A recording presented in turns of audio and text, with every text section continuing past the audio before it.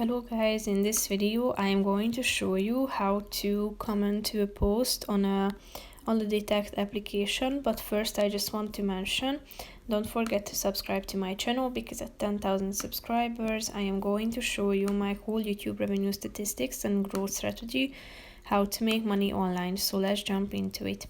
First of all, open the application on your phone. After that, you should go to the feed section down below in the left side corner of the screen.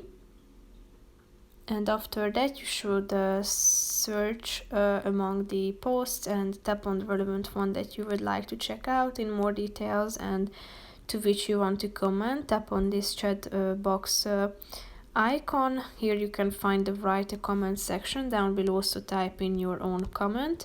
And then click on the send button in the right side of the screen. So here you can see your comment. If you want to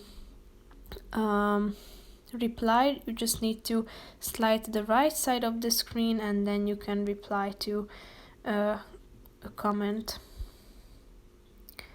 So basically that's it for this video, guys. See you in the next one. Bye bye.